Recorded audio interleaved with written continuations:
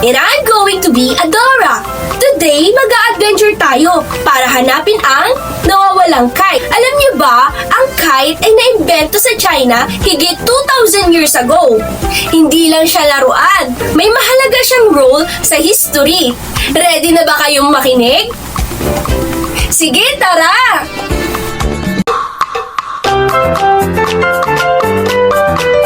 Tadyahaw ay map. Para mahanap natin ang kite, kailangan natin dumaan sa 3 lugar. Una, ang Ancient China Village. Pangalawa, ang Windy Hill. At ang last, ang Sky Festival. Nandito na tayo sa Ancient China Village. Trivia time! Ang kite o ang fengqing ay naimbento mahigit 2,000 years ago sa China. Alam niyo ba, noong unang panahon sa China, may isang philosopher na nagngangalang Mozi. Mahilig siyang mag-isip at mag-eksperimento. Isang araw naisip niyang gumawa ng kakaibang bagay. Ang wooden bird na kaya sanang lumipad sa hangin. Ginawa niya ito ng matagal, halos 3 taon bago natapos. Pero hindi naging madali kasi kapag sinusubukan niyang paliparin, bigla itong bumabagsak. Pero noong dumating si Loban, isa siyang mahusay na inventor at para siyang DIY master noong sinaunang panahon. Nakita niya ang gawa ni Mozi at naisip niyang mas pagandahin pa ito. Kaya gumamit siya ng mga bamboo, silk fabric at high tensile silk. Dahil dito, naging mas magaan at maayos ang kite. At doon nagsimula ang lahat. Si Mozi at Loban ang tinuring na original na mga gumawa ng kite. Bukod sa pagiging laruan o pampalipas oras, may seryosong gamit din pala ang kites noong sinaunang panahon. Sinasabi na ginamit daw ni Mozi at ng mga unang inventor ang kite sa military experiments. Halimbawa, kapag may digmaan, ginagamit nila ang kite para sukatin ang distansya. Pinapalipad nila ito, tapos base sa haba ng tali at taas ng lipad, na-estimate nila kung gaano kalayo ang mga sundalo o kung nasan ang mga kalaban. Ginagamit din ito sa pagtest ng hangin. Sa panahon na wala pang weather apps o compass, kahit ang naging parang wind tester, malalaman nila kung sapat ang hangin para magpadala ng signal, magpaapoy o magpalipad ng iba pang bagay. Originate ito sa Shandong Province. Dito raw unang naimbento ang wooden bird kite ni Mozi. Kalaunan, naging popular sa Weifang, Shandong. Kaya ngayon, kilala itong kite capital of the world. Doon ginaganap ang Weifang International Kite Festival every April. Ang kite in Mandarin ay fengqing. Ulitin natin. Fengqing.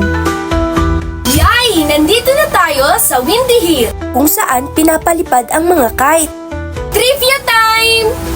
May mga lugar sa China na kilala sa malalakas na hangin. Isa dito ang Mount Song o ang Songshan in Henan. Isa sa 5 Great Mountains ng China, kilala sa malakas na hangin sa mga slopes. Ang pangalawa naman ay ang Mount Tai o ang Taishan in Shandong. Malapit din sa lugar kung saan unang ginawa ang kite. Ang mataas na bundok at hangin dito ay perfect para magpalipad ng kite noon. At ang last naman ay ang Weifang, Shandong. Bukod sa kite festival, sikat din sa malalakas na spring winds, kaya perfect din magpalipad ng kites. Ang iba namang kite ay may strings na may tunog, kaya kapag umihip ang hangin, parang may musika sa langit. Alam niyo ba, sa ilang parte ng China, ginagamit din ng kite para sa spiritual purposes. Pinapalipad nila at kapag naputol ang tali, naniniwala sila na sumasama sa kite ang bad luck palayo sa kanila.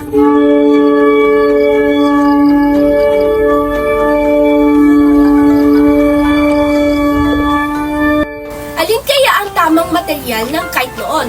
Bamboo and silk or plastic? Tama! Bamboo and silk! Wow! Ang daming kites sa Sky Festival! Trivia time!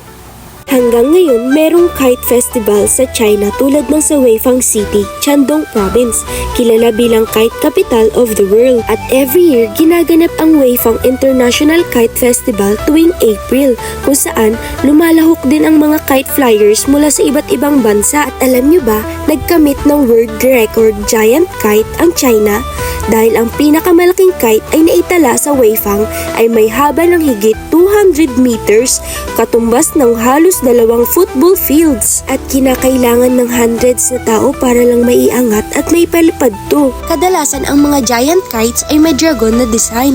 Simbolo daw nito ay power and swerte. Meron ding designs na phoenix at traditional Chinese gods.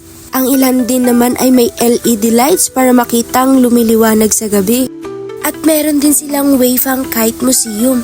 Dito makikita ang libo-libong kite displays mula ancient designs hanggang modern artworks. Meron din silang workshops kung saan tinuturuan ang mga bisita kung paano gumawa ng saranggola. Ang museum ay tinangguri ang pinakamalaki sa mundo na nakatuon lang sa kites.